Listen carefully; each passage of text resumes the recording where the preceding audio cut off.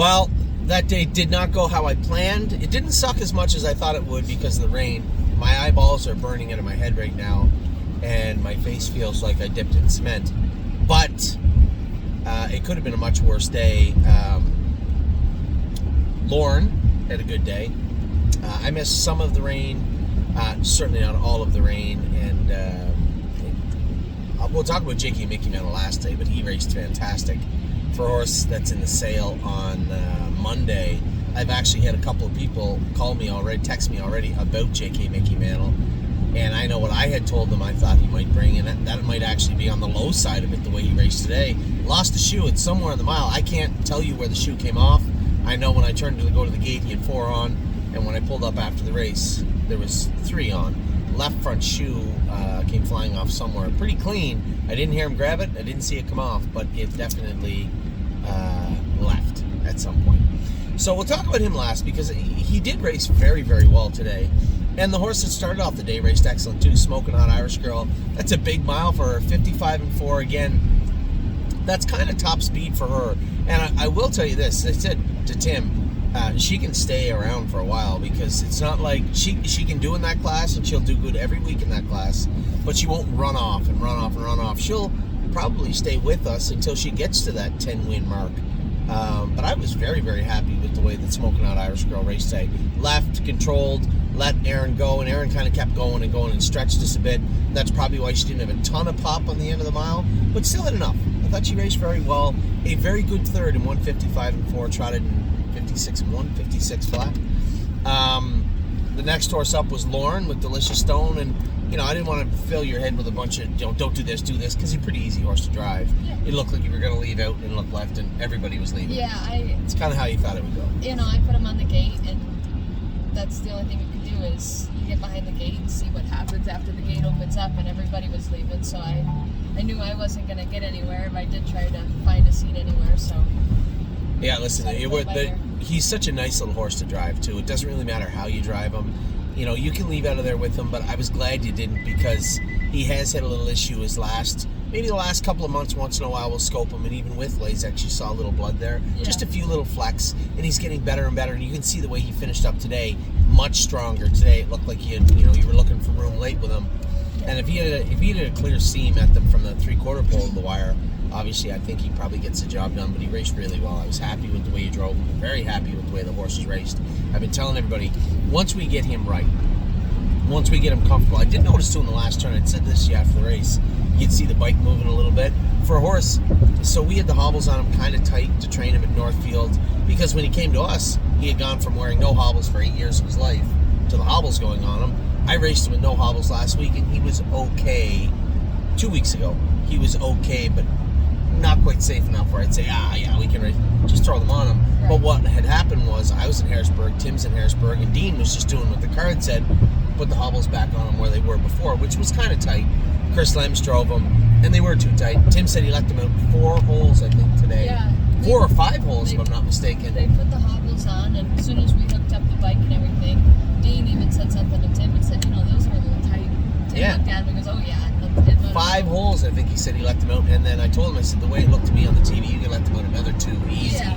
He's turning into such a nice horse. As we get him to where the hobbles are good, and he's comfortable, and he's starting to get, things not bother him so much, I think that he's going to come back to the horse that we bought, because we did pay a lot of money for him, but he is a likable animal, and I think he's going to do a lot of good for us this winter. I really, really think that he's a good sort of horse. Yeah, he's not a horse that needs a zig and tight hobble. No, and like I said, I left with him 28 to be set of the 8 hole with no hobbles on. And he felt like he wanted to do that, but I knew I wasn't going to get it. And I'm glad you didn't, because that if you leave hard with him, especially on a day when there's a hard track, their feet are stinging them. Next thing you know, he does. Conditions. Yeah, he bleeds a little bit. I want to get him away from that, and.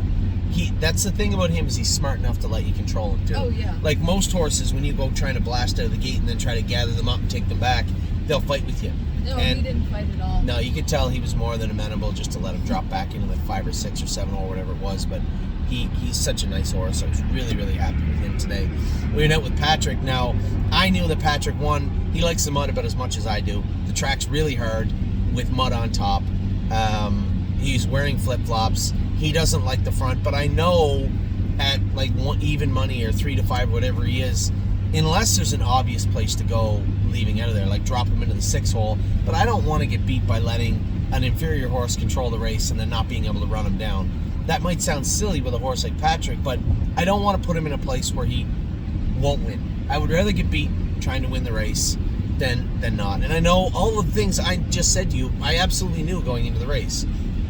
I did have an option to drop in the 3 hole in the first turn, but again, I drop in the 3 hole, they're coming at the tote board because they know I have to move, so it's a free second over trip to whoever moves. Someone's coming at the quarter pole. Now I left, dropped in the 3 hole, and I'm out moving again at the quarter pole. That's not a very conducive race for Patrick the Piranha, layover or otherwise. And keep in mind, he has won in 150 on the front. Horse won in 150 in the front. He can do it on the front. That's not his preferred trip.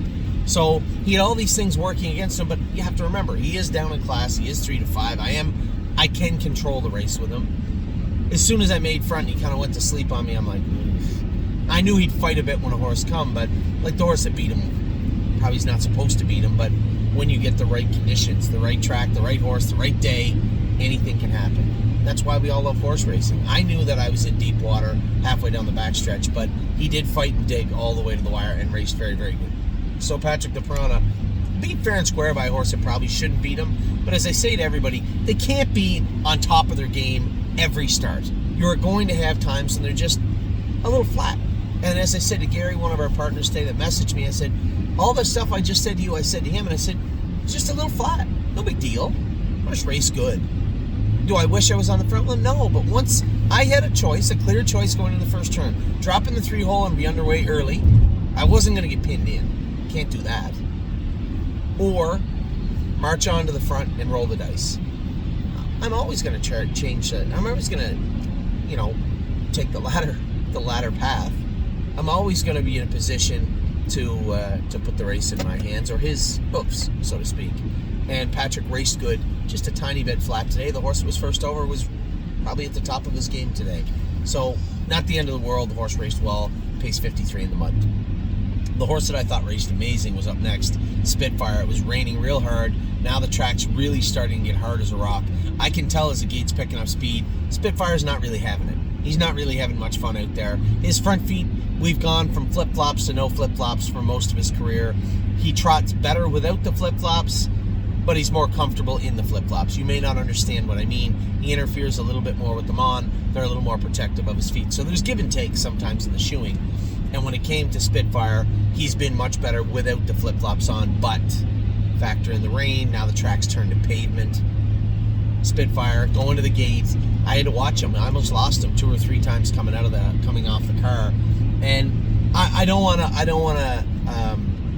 not going to talk ill of the horse and say he was trying to run. It felt like maybe if I had pushed him a bit, he would have spilled over. He would have tipped over today and made a break. And I just felt, I knew behind the gate that he didn't want any part of leaving. There was no two ways about that. And I wasn't going to aid and abet in the breaking of Spitfire today. So I wasn't going to allow him to break rule number 1. And we did just kind of fall off the car. And then, of course, for those of you who may not remember, Chin Chin Hall was a world-class animal. This was a open Meadowlands, top of the food chain trotter his whole life that got injured. And they made it back with him. I think I heard Ronnie say that he broke his foot 2 years ago at the Meadowlands in an open. They made it all the way back, and he brought it today. I'll tell you what, he wasn't playing around. 53-3 over that track. Well, at the race before, I got beaten 53-1 with Patrick the Piranha, and Spitfire overseas trotted in 54 flat, 54-1. He was very, very good today. A great race from Spitfire overseas. Really happy with him. We watched the race of Yo Mister again. That's Yo Mister's trick, right? Go to the front, let one go, follow. He'll get them sometimes. But today, a much faster horse, a similar situation to the way Smoking Hot Irish Girl was today. Probably was one of the better horses in the race, but a better one made front, controlled the race, and she just couldn't get through. And Yo Mister, same thing. Dayson's a killer. Very, very good horse. The horse first over, good horse. That was a good bunch of horses. And Yo Mister he raced great. Again, he's been such a nice horse for us. Now, The last horse that we raced today, not the last horse of tonight, much later on tonight, JK Victory goes again in Indiana. But our last horse of the afternoon was JK Mickey Manel. Here's a horse that we have in the sale on Monday. I said to Tim, I'd much rather race horses that we can send on the track and know they're going to be bet down, right? Like Smoking Hot Irish Girl every week is going to be 8-5 to 3-1 in that class. They might not race for a lot, but it isn't really what you get. It's what you race for. It's what you bring home. And yeah, and when it comes to Smoking Hot Irish Girl, she's going to get most of that class's purse every week. Where you look at Mickey, and he's going to get in a little tough from time to time. He's going to be up in the non-winners at 8 or 10 or something and find it a little tough. Tell you where he could do some damage is in Dayton in the 3 and 4 year old non-winners, 40 claimer for non-winners of 10. He fits in there for 5 wins. So again, we've kind of priced him. I told somebody, 32 to 35,000 on 32 to 35,000 on Mickey the other day when I talked to them. But honestly, I think it's probably closer to 40, isn't it? He's not a slam dunk in that class, but he's very similar to Atlas Hanover, and an easier class than the one that Atlas won the other day. So that's probably in the range, and I don't have to tell you what he's worth. He prices himself all the time. He's probably worth around 38 to 40. He's worth 40 in a claimer sense. So to buy him in a public auction would have to take 38,000 or thereabouts. So that's no secret. That isn't me letting the cat out of the bag. That just is what it is. And if he brings more than that, if somebody thinks he can do in the open or the backup class and Dover or Saratoga or anywhere, then so be it. Maybe he is worth more than there. I don't know. I'm just trying to price him as easy as I can and as fairly as I can. So here, I need my card. You want to get it? You're now the delivery person. Got a little Pomodoro pizza, $19.95. Oh, good. Just told my pin to everybody in the world. Good. Pomodoro pizza. For any of you guys that follow me, I love this place. It's on the way home from the Meadows. I have to go to Northfield, try and scrub the dirt off my face and the rocks out of my eyes if I can somehow. And then Amy and I and the kids are going to Ontario for the weekend. Obviously, we have Cintra's retirement ceremony tomorrow, and it'd be nice to get home and see everybody, check in on the horses, see how they're doing. So that's what we're doing tomorrow. So very, very happy. Didn't win a race today. As happy as you can be not winning a race is as happy as I am. Pouring rain especially. Smoky race great, Smoking Hot Irish Girl. Delicious Stone race great for Lauren. And she drove the horse great. She drives great all the time. She knows that too. She's for a young girl. This game is hard enough for a young girl, but for a young girl to drive as well as she does with other people, and that's just not the amateurs. That's just in general. Smart kid. Got a good set of hands and a good head on her shoulders. So a great job by Lauren today with Delicious Stone DK. Patrick the Piranha, just flat, just a little bit flat, no big deal. As I said, if that is how Patrick's going to be when he's not on, so be it. Because Patrick's generally a very, very good horse. Spitfire overseas, great mile from him. Very elusive third place finish because the horse on the front, you have to say, well, he's not the horse he was once. Almost like that, I think Toby Keith sings that song, as good once as I ever was. He was very, very good today. That was a big mile in the mud. So an impressive race from Chin Chin Hall, and I was very impressed with Spitfire. He's just turned out to be such a nice horse for us. Yo Mister race great, and probably one of the best miles on 3 shoes. I can't say where JK Mickey Manel's shoe came off, but his left front shoe came flying off somewhere, and the horse, usually I tell you guys, you gotta watch third quarter, he kind of dogs it. He was climbing all over Chris Lems. He wanted at them today, and if Hunter hadn't got the jump on me, I would have run him down. He raced very, very good today. Really, really impressed with the way everybody raced. Just one of those weeks, those tweener weeks where everybody's second, third, fourth. I didn't do a great job driving yesterday at the Meadows. A little disappointed with a couple of my drives.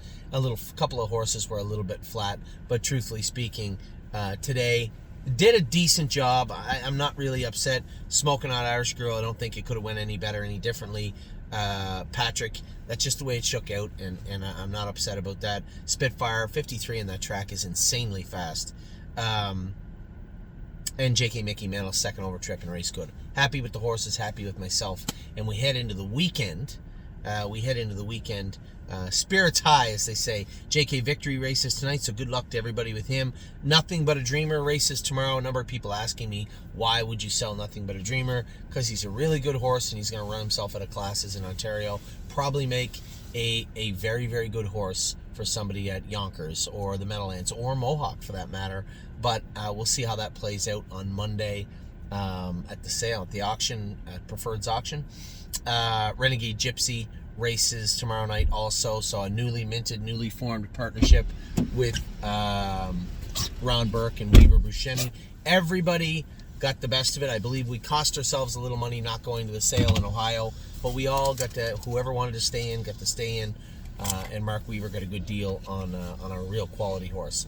So that is what is going on. Monday we got Per Lucky. Locatelli are in to go. Enzo Guayo Tuesday. Tons of horses entered for Wednesday. I just saw Cake will be making his Pennsylvania debut. He will race at the Meadows on Wednesday. And a ton of horses in here Wednesday night. So with that, I'm going to let you guys go. I'm going to eat some Pomodoro pizza from Wexford. And I'm going to head back, jump in the shower really quick. And then Amy and I and the kids are going to Ontario tonight. So with that, I'll let you go. Have a wonderful weekend. For those of you coming out for a Cinter's retirement celebration, I guess, I'll see you at Mohawk. Take care.